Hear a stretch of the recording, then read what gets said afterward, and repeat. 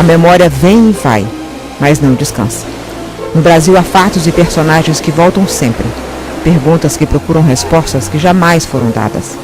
Há 4 décadas, o Brasil viveu uma história que permanece inacabada. O Estado prendeu e exilou. A sociedade com Teotônio Vilela, pela anistia, libertou e repatriou. A sociedade foi Rubens Paiva, não os fascistas que o mataram.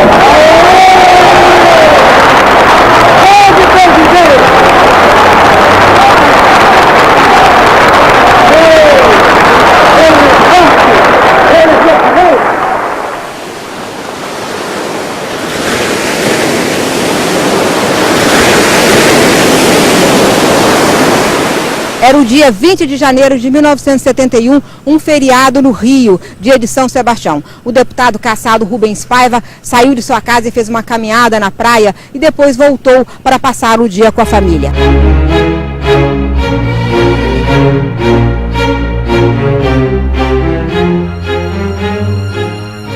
Aqui no número 80 da Delfim Moreira, no lugar desse prédio, havia um sobrado e nesse sobrado morava o deputado. Militares da Aeronáutica invadiram a sua residência e o prenderam na frente de toda a família. Rubens Paiva é um dos 183 desaparecidos políticos cujo paradeiro a Comissão Nacional da Verdade quer investigar. Eunice Paiva, mulher do ex-deputado, narrou em 1978, num documentário, o que foi aquele momento dentro da casa. A empregada entra muito assustada, diz, doutor, tem os homens na porta que eu devo falar com o senhor. O Rubens vai, daqui a pouco eu vejo o Rubens voltar assustado para o escritório, assim como querendo impedir que uma pessoa avançasse. E, olha, minha mulher, não se assuste, tudo bem, mas as pessoas empurraram, entraram no escritório e entraram 6 horas de metralhadora. Aí o Rubens disse, bom, parece que é uma ordem para eu ser levado para prestar depoimento. E os senhores, por favor, se acalmem, aqui é uma casa de família, tem crianças, e as crianças vão ficar assustadas com essas armas todas. Ele conseguiu acalmar as coisas. Eu disse, não, tudo bem, eu vou para a aeronáutica. Rubens Paiva tinha 41 anos. Era sócio de uma firma de engenharia com obras no Rio e em São Paulo. A cabeça, no entanto, nunca deixou a política, da qual o regime tinha tentado afastá-lo com a cassação. Nesse quartel da Aeronáutica, que fica perto do aeroporto Santos Dumont, no Rio de Janeiro, que na época era comandado pelo brigadeiro João Paulo Gourmet, começou o martírio de Rubens Paiva. Triste coincidência. Rubens Paiva sabia e gostava de pilotar avião. A gente viajava muito de avião, ele pilotando e eu no colo dele, pilotando o avião. Várias vezes eu cheguei no Rio de Janeiro, isso é uma coisa que eu cheguei pilotando um avião ali, com 6, 7, 8, 9 anos. Na verdade é só, né, você fica só assim, né? Mas várias vezes eu cheguei pilotando ali, isso é uma das coisas, no colo do meu pai. Isso é uma das coisas que pouco filho tem o privilégio de contar, né? Aqui foi um famoso centro de tortura, comandado pelo delegado Sérgio Paranhos Fleury. Hoje é o Memorial da Resistência, as famílias vêm aqui para conhecer melhor um passado que não pode ser esquecido. E é aqui que eu vou conversar com os filhos de Rubens Paiva.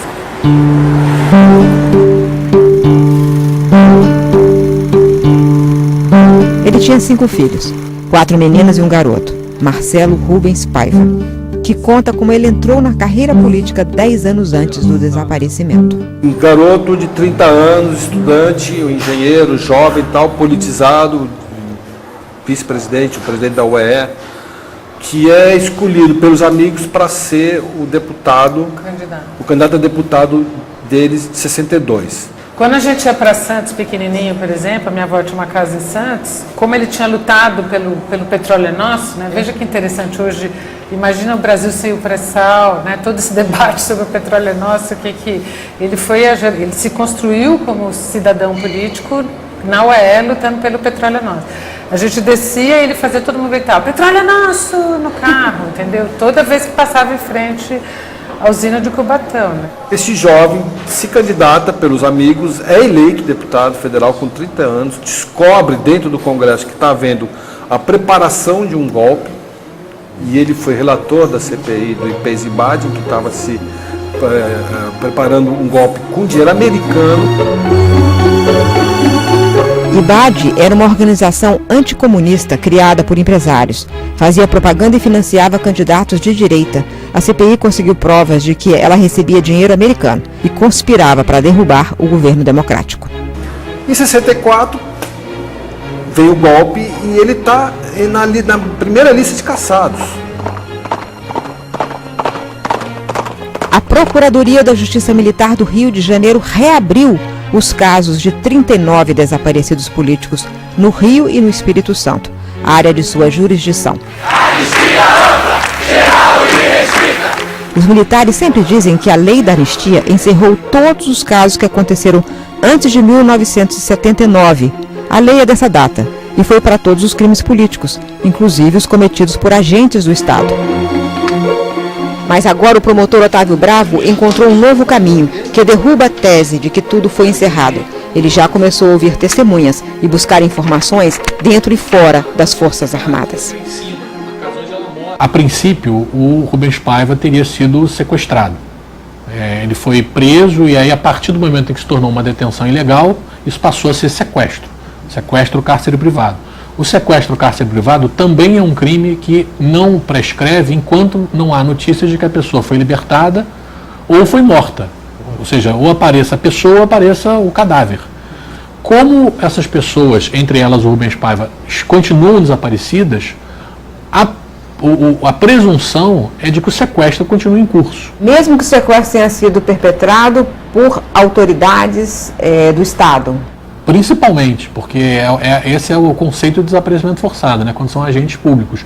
E por ser um sequestro que envolveu agentes militares, já que Rubens Paiva e demais pessoas desaparecidas teriam sumido em unidades militares na época, ou esse sumiço teria tido participação de militares, o crime de sequestro passa a ter natureza militar. E, portanto, a justiça militar passa a ser competente. É por isso que eu posso investigar isso. O Supremo me deu o embasamento jurídico que eu precisava para dizer, a gente não pode dizer que isso está anistiado ou prescrito se a gente não sabe quando terminou. Só está anistiado o que aconteceu antes de 79. Muito bem. Os sequestros, os desaparecimentos começaram antes de 79, mas será que eles terminaram antes de 79? Porque se tiverem terminado depois, eles não foram anistiados. O raciocínio jurídico é esse. Neto e filho de militares, Otávio Bravo é de uma geração que poderia dizer, isso não é do meu tempo. Mas isso aí aconteceu há muito tempo, há 41 anos. O senhor quantos anos tem? Eu tenho 43. Hoje, a maioria dos brasileiros tem menos de 40 anos. Mais precisamente, 68% da população brasileira não tinham nascido quando tudo isso aconteceu. Otávio Bravo trabalha convencido de que o país e as Forças Armadas precisam olhar seu passado.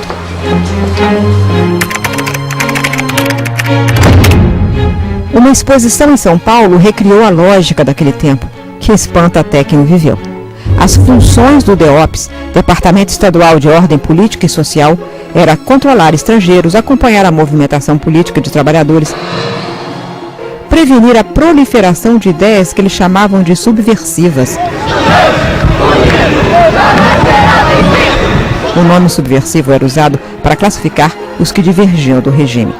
O DEOPS também reprimia o anarquismo e ideologias exóticas. Em nome dessas funções burocráticas, foi criado um aparato repressor que prendeu, torturou e matou.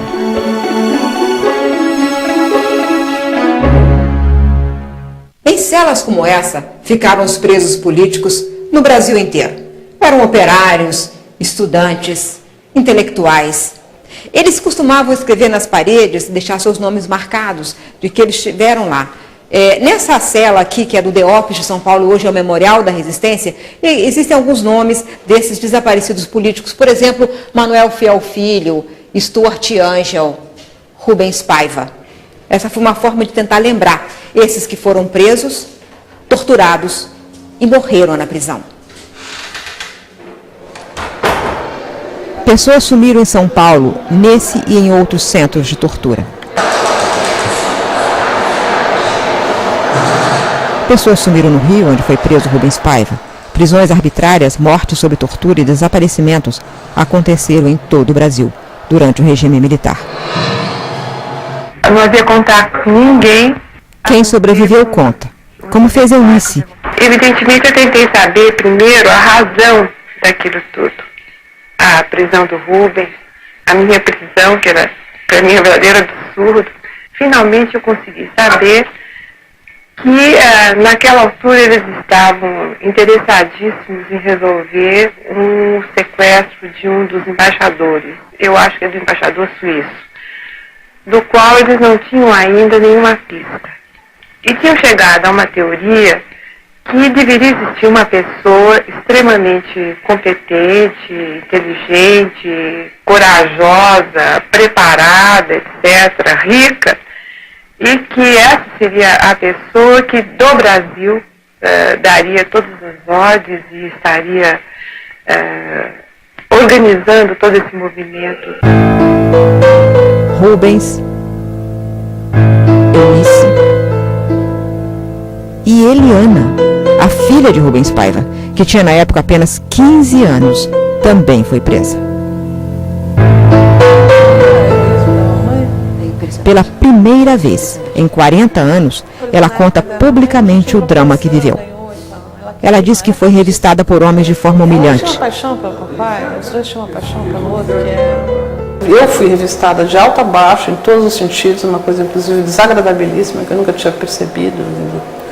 Enfim, por um homem, inclusive. Pegou no seu corpo todo? Inteirinha.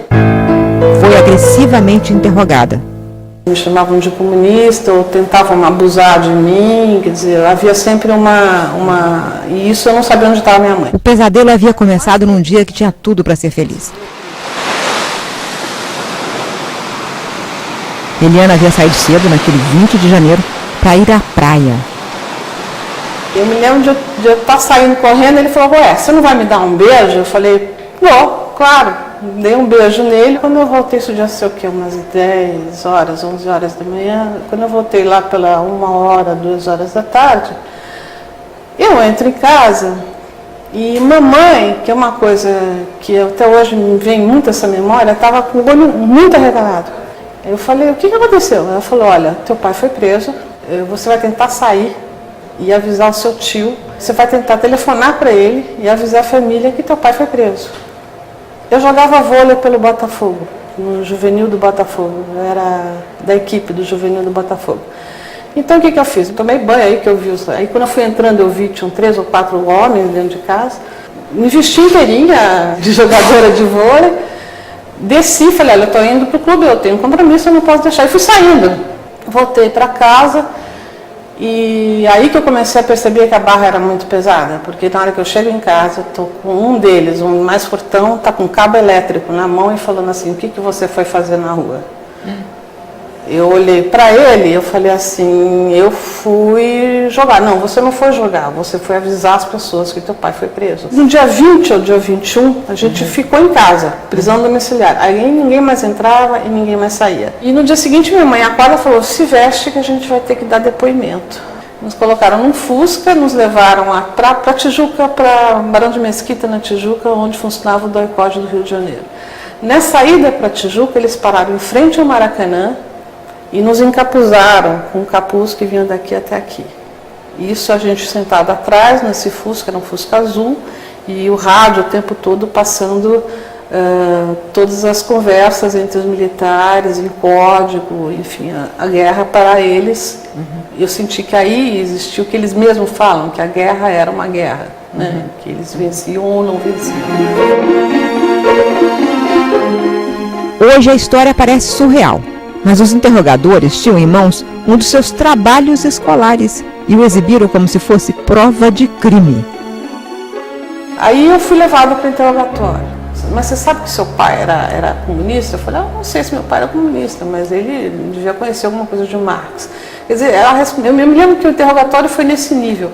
Até que surge, nesse lugar, na minha frente, uma coisa também absolutamente absurda, que foi um trabalho, tinha uma professora de história, a gente estudava no Notre-Dame de Sion, que era um colégio bastante careta no Rio de Janeiro, bastante tradicional.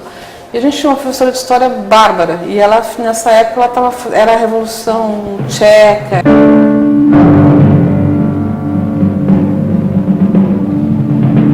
Eu tinha feito um trabalho imenso sobre a Revolução da Tchecoslováquia, sobre a liberação, a tentativa de liberação da Tchecoslováquia, que foi uma coisa muito linda, na Primavera de Praga. Eles pegaram esse trabalho, viraram para mim e falaram assim, então você também é comunista.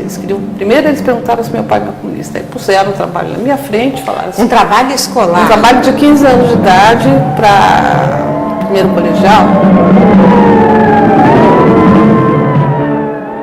Para ser sincero, se eu fosse um sociopata, como esses caras eram, eu com 18, 19 anos de idade, eu pegava uma arma, ia na casa de cada um e dava um tiro na cabeça deles. Só que eu não sou, eu sou um democrata, eu sou um pacifista, eu sou entendeu? Eu penso o mundo de outra maneira, eu quero que o Brasil vingue.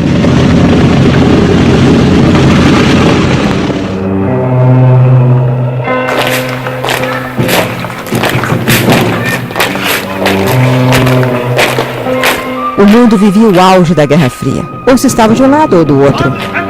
Senhoras e senhores, boa noite. A Agência Nacional do Ministério da Justiça... No Brasil, era tempo de radicalização.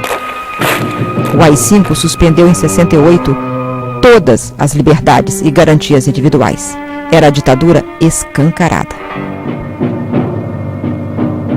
E a partir de 68, depois do AI-5, a revolta dobrou, porque daí eram os meninos que ele conhecia, que muitos deles foram colegas dele, sendo torturados barbaramente. Jovens pegaram em armas. Sequestros e assaltos a banco passavam a ser usados como se fossem atos políticos. Em 4 de setembro de 1969, foi sequestrado o embaixador americano Charles Burke Elbrick. Foi libertado em troca de 15 presos políticos.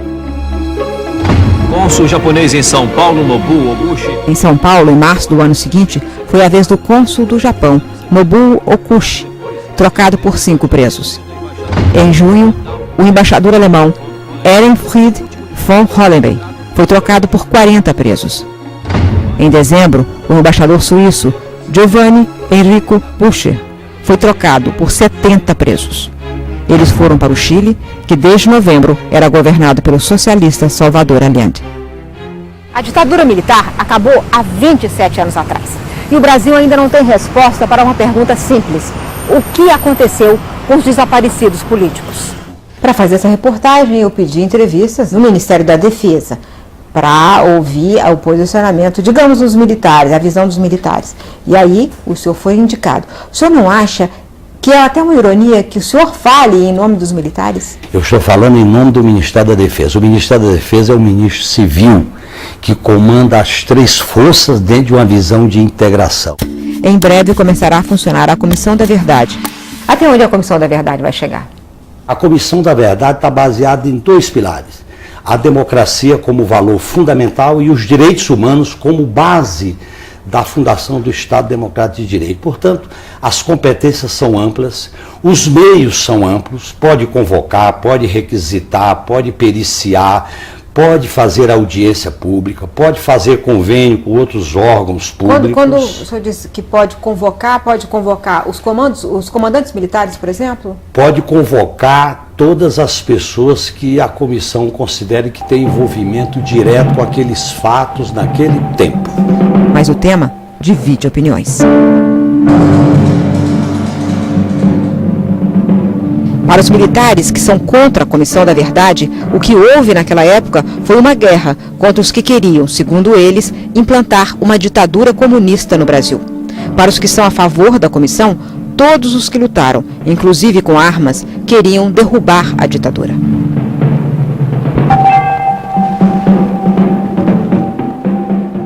Militares da ativa não podem falar, mas militares da reserva podem. Eu vou conversar com o general Luiz Eduardo Rocha Paiva, que foi comandante da Escola de Comando do Estado-Maior do Exército e é contra a Comissão da Verdade. General, por que o senhor é contra essa Comissão da Verdade? Eu sou contra a Comissão da Verdade. Agora não adianta ser contra, ela vai existir. Mas eu era contra a Comissão da Verdade no momento em que ela pretende apurar a memória histórica do país, e eu acho que isso é trabalho para pesquisadores e para historiadores, não para uma comissão que eu vejo como uma comissão chapa branca. Também ela busca a reconciliação nacional depois de 30 anos, e já não há mais cisão nenhuma que tenha ficado do regime militar, inclusive porque as Forças Armadas são instituições da mais alta credibilidade no país. Então eu não vejo a necessidade, eu acho que se há alguma coisa a investigar, é só usar a Polícia Federal e com vontade política, a presidente tem autoridade para ir até onde ela quiser, respeitado a lei de anistia. Abaixa a ditadura! Abaixa a ditadura! Abaixa a ditadura! O argumento de que a lei de anistia apagou tudo isso e que reabrir isso seria destruir uma lei que foi negociada com a sociedade. Qual é o seu argumento em relação a isso? Talvez a ditadura tivesse nos seus planos, ou seus integrantes, não apenas a vontade de exercer a violência para perpetuar-se, mas também exercer o poder de apagar, o poder da não memória. Mas aí é preciso dizer que no Brasil, mesmo os governos democráticos, o presidente Fernando Henrique Cardoso, o presidente Lula e hoje a presidenta Dilma, cumpriram e cumprem um papel para não deixar apagar. Foi o presidente Fernando Henrique que instituiu a Comissão sobre Mortes e Desaparecidos. Foi o presidente Lula que deu continuidade a este trabalho ao longo do seu governo e enviou ao Congresso Nacional o projeto de lei sobre a Comissão da Verdade e da Memória e a Lei Geral de Acesso à Informação, que trabalhou uma mudança no regulamento sobre sigilo sobre informações no Brasil. E a presidente Dilma que sancionou. Então, não houve esse apagamento de memória, mas eu diria que não foram os governos que mantiveram a memória, foram os familiares dos mortos e desaparecidos. Por que o senhor acha que é parcial? O objetivo é promover o esclarecimento de torturas, mortes, desaparecimentos forçados e ocultação de cadáveres.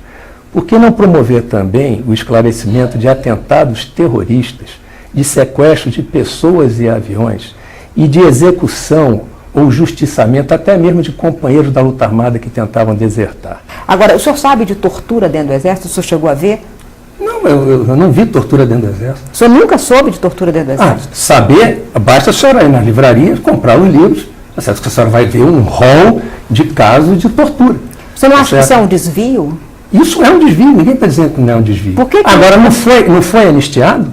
Não é desvio também aqueles grupos armados, revolucionários da esquerda, que seguiam linha maoísta, linha chinesa, linha soviética, linha cubana, que queriam implantar aqui uma ditadura nos moldes da soviética, chinesa e cubana, que são as responsáveis pelos maiores crimes contra a humanidade no século passado?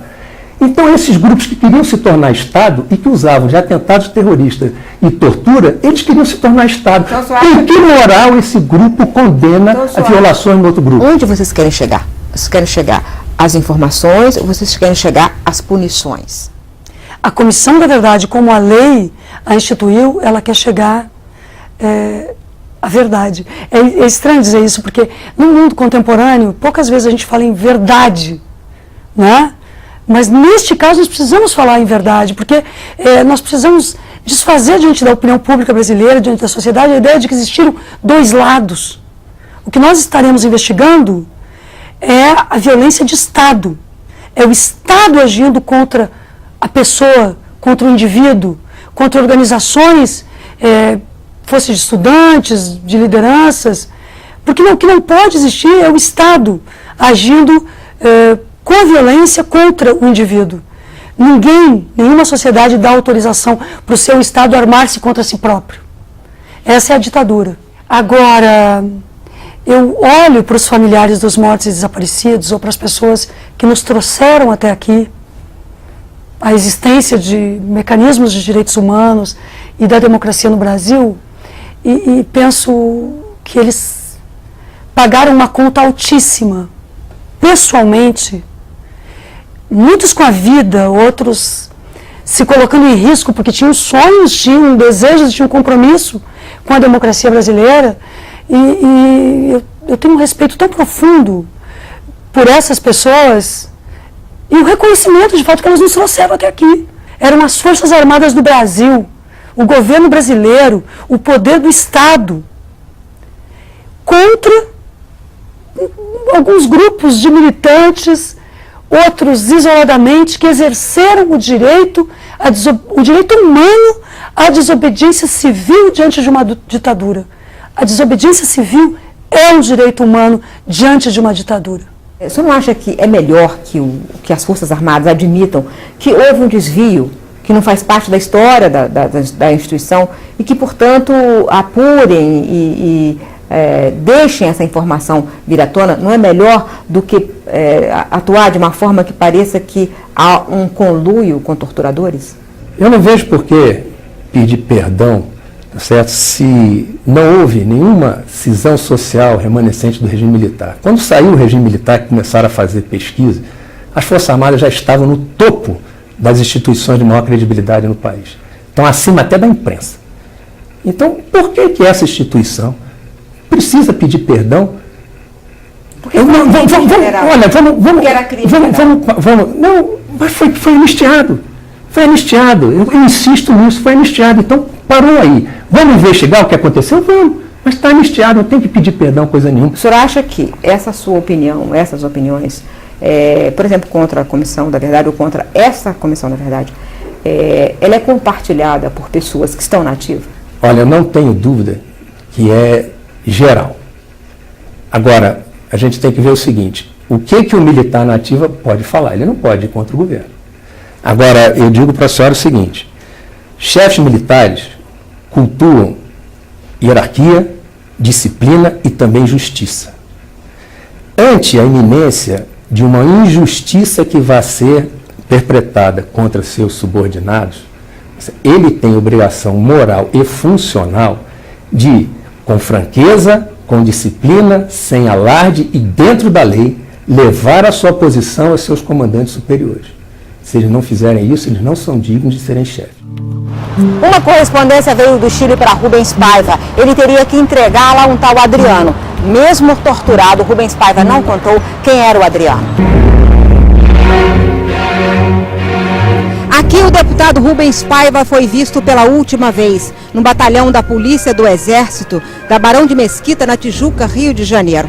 Funcionava nesse local um conhecido e temido centro de tortura, o DOI-CODE. Os militares sempre negaram saber o paradeiro de Rubens Paiva. Existe uma prova física. E meu papai foi com o próprio carro para o DOI-CODE. E o carro estava no estacionamento do DOI-CODE. A minha madrinha foi buscar, a Renê Paiva Guimarães, irmã mais velha dele, foi buscar o carro. E ao buscar o carro, ela teve que assinar um recibo de que ela tinha pego o carro. E com essa cópia de recibo, conseguiu-se provar que o papai tinha sido preso. É a única prova que existe. A família guardou o recibo por 40 anos. Hoje, documento histórico. E mais, há uma testemunha que viu Rubens Paiva saindo da 3ª Zona Aérea para o batalhão da Polícia do Exército. E esse fio da meada esclarece sobre que acusação ele foi preso. Eram duas senhoras que vieram do Chile com uma carta para ser entregue ao Rubens Paiva. Isso é fato, comprovado. Eu ouvi uma delas, porque a outra tem também problemas de saúde, não tem como dar depoimento. A única coisa que eu recebi dessa outra senhora foi um depoimento por escrito que ela prestou há algum tempo, um depoimento manuscrito muito longo, narrando exatamente o que tinha se passado. O promotor me mostrou o manuscrito que conta vários momentos do sofrimento de Rubens Paiva. E sentaram ao meu lado um homem grande, gordo. Elas, inclusive, narram a primeira agressão, as primeiras agressões que o Rubens Paiva teria sofrido na unidade da aeronáutica para a qual ele foi levado. Fomos à casa da família da mulher que foi presa também na mesma trama. Eu me emociono com carta sua mãe, a professora Cecília Viveiros de Castro. Ela foi ao Chile visitar um filho exilado. Na volta, foi presa ainda no avião. Fizeram entrar no mesmo carro e sentar ao meu lado um homem grande, gordo, alourado, de olhos claros, suado e amarrado com as mãos atrás das costas, que reconhecia espantada seu Dr. Rubens Paiva, pai de 3 meninas, minhas alunas do Colégio Sion e companhias das minhas filhas. O Dr. Rubens parecia sofrer muito e pedia para afrouxarem os fios que prendiam seus pulsos. Ouvi, e ele também devia estar ouvindo, as instruções dadas pelo rádio. Eu ouvi os gritos de Rubens Paiva sendo interrogado, e de vez em quando passava alguém e batia no meu ouvido ou puxava meu cabelo e falava bem perto. Vá se preparando, está ouvindo? Está chegando a sua vez. Vi no chão as roupas do Rubens. Só podia ser dele, pois me precedera no interrogatório e eu tinha ouvido. Como é? Vai falar, senhor Rubens Paiva, ex-deputado federal cassado? A noite toda, ouvi perguntar-lhe o nome do preso que estava vizinho à minha cela. Ouvi-o responder muitas vezes, Rubens Paiva. A professora trazia cartas dos exilados e um material que seria entregue a um tal Adriano. Ela precisava apenas ligar para um telefone. Ela não sabia, mas esse número era de Rubens Paiva. Ele é que entregaria o documento ao Adriano. O que a polícia queria saber era a verdadeira identidade de Adriano.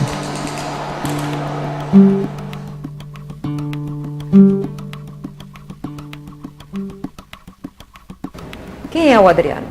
O Adriano era eu, Carlos Alberto Muniz. Hoje vice-prefeito. Hoje vice-prefeito da cidade do Rio, depois da última eleição.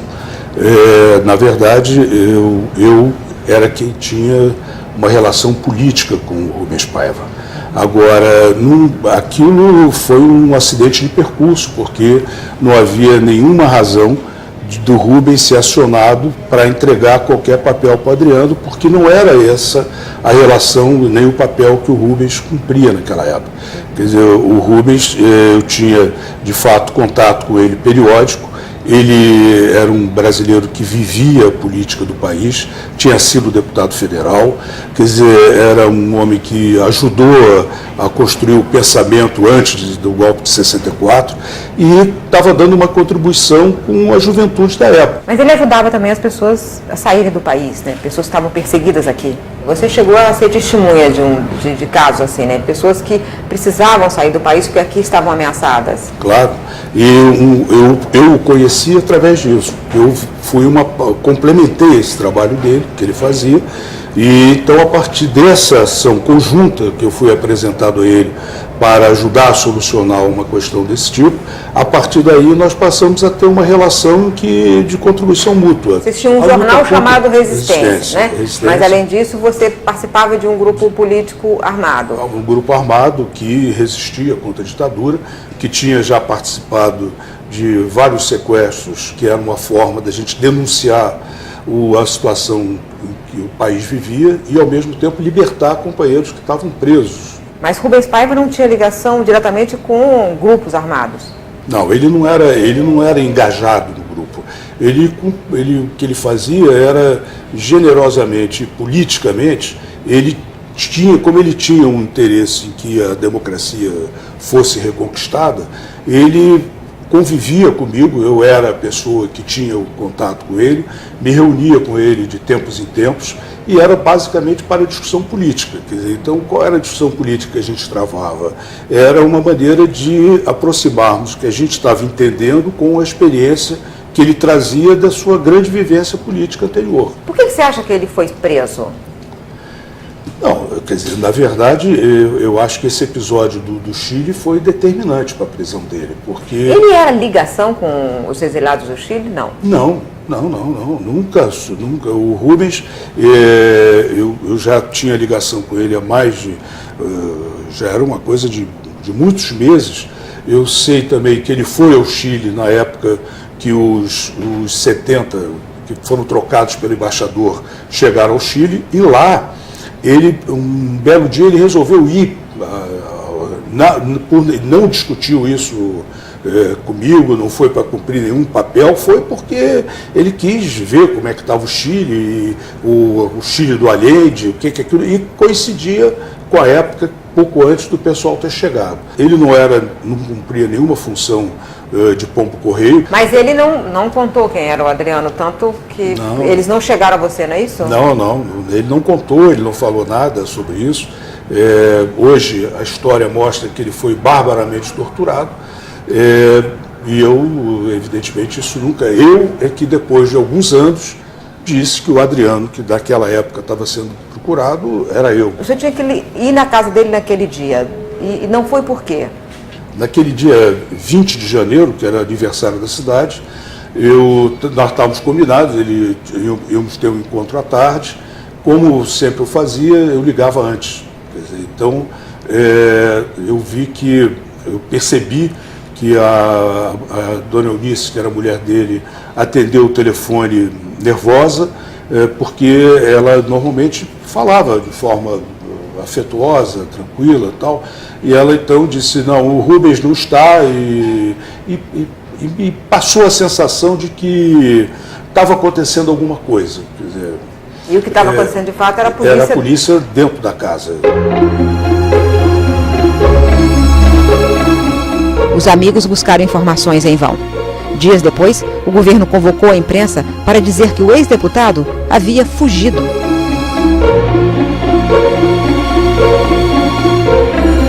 Os amigos entenderam que aquela notícia falsa era um sinal de que tinha acontecido pior. O que pude fazer, fiz. Me mobilizei inteiramente para tentar nós identificarmos onde é que estava Rubens, como localizá-lo. Agora, quando eu ouvi na televisão 2 dias depois, eu disse aos meus companheiros, meus amigos, né, disse, eu acho que mataram Rubens já. Porque 2 dias depois eles noticiaram. O nome de Rubens era Rubens Beirô Paiva. Então, 2 dias depois a televisão deu a notícia de que ele tinha fugido. Fugiu Rubens Beirô, não botaram o Paiva, porque o Paiva era muito conhecido já, né? Então, a minha impressão é de que ele tinha falecido, ele foi morto, né? Agora, a partir daí, liquidaram o corpo, não se encontrou mais nada. O senhor conhece como funciona a organização militar, né? Tudo tem ordem, tudo é dado com papel, tudo tem, assim, tem a hierarquia, eles prezam muito a hierarquia. A maior parte dos desaparecidos tem comprovação concreta de que passou por um quartel, seja de qualquer uma das forças. Uhum. Como é que não há registro? Quer dizer, eles desapareceram e a última vez que foram vistos dentro de uma organização militar. Eu acho que há registro. Eu acho que há registro, ou no mínimo houve registro. Mas eu acho que ainda há registro. Agora, o problema é que uma das providências que eu tomei foi requisitar documentos aos comandos militares sobre casos de desaparecidos.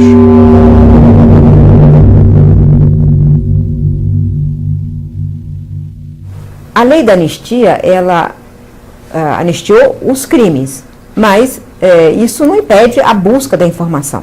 Toda vez que se pede aos comandantes militares documentos, eles dizem que os documentos foram destruídos. E aí, será que não tem documento? Agora vamos ver o seguinte, existe normas de controle de documentos sigilosos. Então você pega e tem um inquérito, porque os presos, eles ficavam presos em organizações de doicode. Não era tanto dentro dos... Alguns ficaram dentro de quartel. Eu mesmo, quando cheguei aspirante, tinha preso no quartel que eu cheguei. Aí faz-se um inquérito no quartel. Terminado aquele inquérito vai para o STM. Chegando no STM, aquele inquérito está lá arquivado. No quartel fica uma cópia. Essa cópia, a partir de determinado momento, ela é destruída. E esses inquéritos foram feitos até 1979. Nenhum documento confidencial, certo? Passa aquele tempo, não sei se era 10 anos. Então, assim, o que aconteceu com o Rubens Paiva, por exemplo? Os documentos, se foi feito algum documento, certo? Os documentos estão na STM. Ele morreu dentro de um estabelecimento militar. Ninguém tem nenhum... Não, a senhora está dizendo que morreu dentro de um estabelecimento militar. Eu não sei.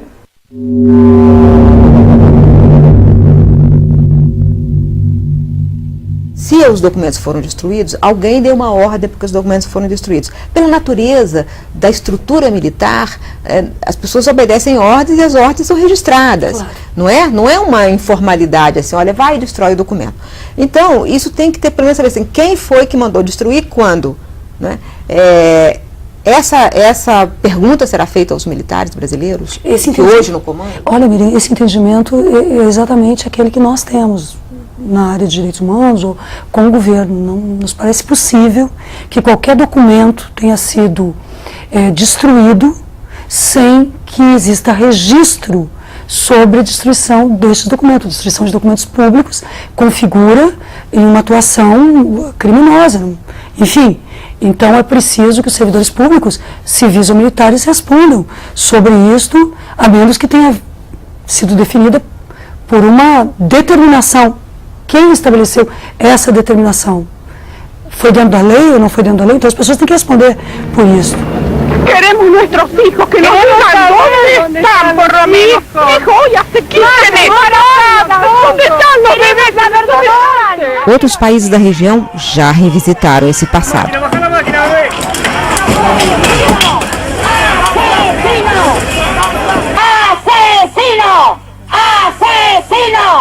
A rigor, o Brasil é o único país da América Latina que não providenciou a investigação de casos de crimes cometidos na época do regime de exceção. A gente tem essa triste mácula que já levou o Brasil a ser condenado na Corte Interamericana de Direitos Humanos, no caso Araguaia, que foi um dos pontos que me levou a abrir essa investigação no Ministério Público Militar. Eu queria que você desse sua avaliação sobre outros países em que houve apuração e houve inclusive punição de torturadores e de comandantes militares. Na Argentina, o general Videla, que foi presidente, foi preso e no Chile o general Pinochet, mas no Brasil não. Eu queria que o senhor fizesse essa análise.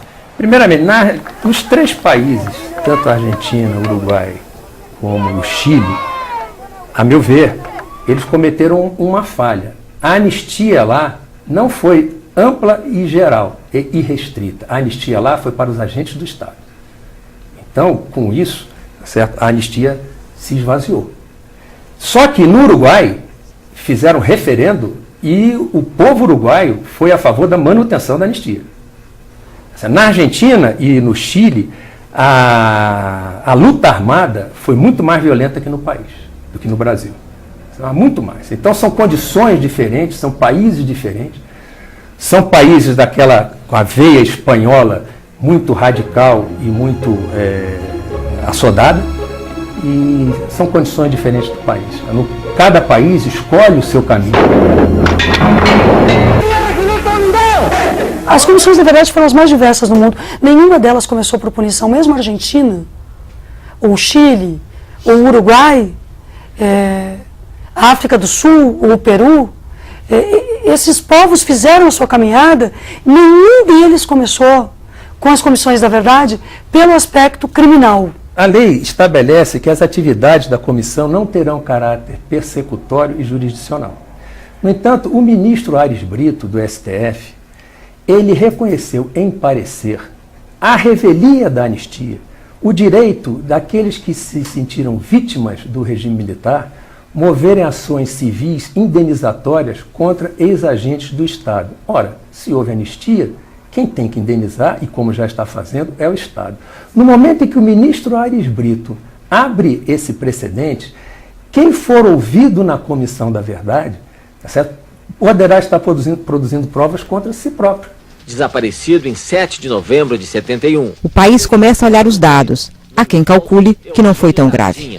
Desaparecido em 20... A senhora quer fazer um cálculo comigo? A senhora pega o livro Brasil Nunca Mais, Arquidiocese de São Paulo. Insuspeita. Arquidiocese de São Paulo, Dom Paulo Evaristo Arne. Fizeram pesquisa nos arquivos do STM. Levantaram, antes de 1995, portanto, antes da lei de indenização Bolsa Ditadura, levantaram 1.918 torturados. 1918. Se a senhora dividir isso por 10 anos, e eu só estou considerando o tempo da luta armada, porque se for 20 anos é muito menos. 10 anos de luta armada, mais 12 meses no ano e 30 dias. a senhora vai ter menos de 1 torturado por dia. Aí esse número de 1918, depois que sai o Bolsa Ditadura, sobe para 20 mil torturados. Se a senhora fizer essa mesma conta que eu fiz, a senhora vai chegar a 6 torturados por dia. Então, uma média de meio torturado por dia, pode dizer assim, e 6, a senhora vai ter em torno de 4 torturados por dia, porque por conta da luta armada. O senhor acha que então está justificada a tortura dentro da instalação militar? Eu não estou dizendo que está justificado, eu estou mostrando o seguinte, que existiu uma luta, que foram cometidos desvios pelos dois lados, só que houve uma anistia. Um lado foi punido, né? Não foi punida. Não. A presidente Dilma Rousseff ficou presa 3 anos, foi submetida a torturas, por exemplo. Sim, e isso ela diz que foi submetida a tortura. A senhora tem certeza? Eu acredito nela. E eu não sei.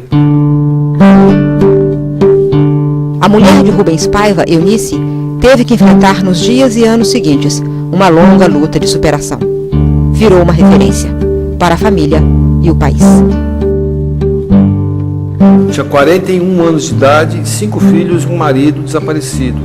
E um regime inteiro contra ela. Entendeu? Onde ela ia, as portas se fechavam. Ela era censurada, a gente era seguido, nosso telefone era grampeado, a minha família tinha que mudar de cidade para tentar ver se saía um pouco do foco de atenções. E essa mulher se formou em Direito aos 46 anos e começou uma luta junto com o movimento de anistia, junto com outras mulheres, a denunciar.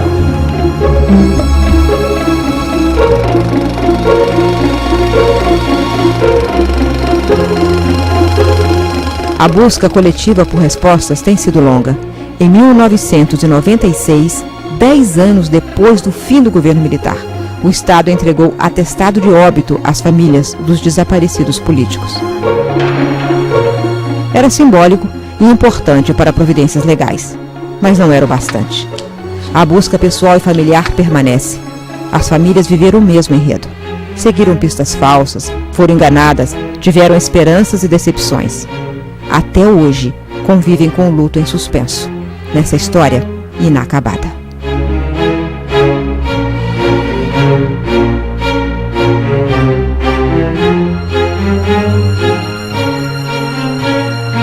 Nós descobrimos, ao fazer esse memorial, que cada um de nós decidiu quando ele morreu num momento diferente.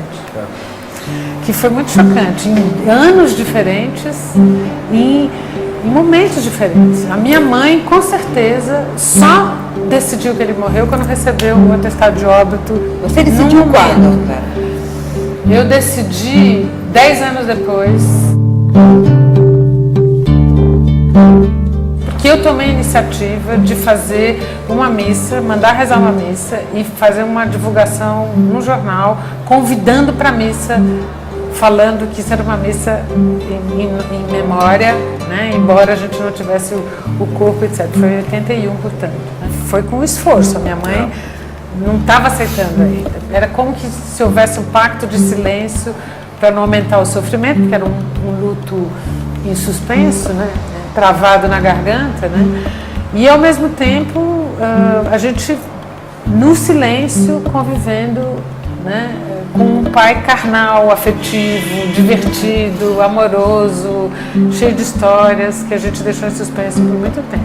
Eu sempre repito nas coisas que eu escrevo que quando as pessoas falam, vira a página, né? Vamos partir para frente, não dá para virar a página, entendeu? Porque é uma morte que não se consolidou. Eu fui realizar no início desse ano, aqui nesse lugar onde a gente está fazendo essa entrevista, que é o antigo DOPS de São Paulo, em que todas as imagens do meu pai, da minha mãe, de todas as coisas que tinham acontecido, estavam pelos muros e pelas paredes desse lugar. Eu acho que tudo que estava, que foi que naquela, a partir dos 15 anos, foi uma resistência que eu fui adquirindo, essa resistência se rompeu aí, como um dique mesmo, quer dizer, um dique de choro de menina.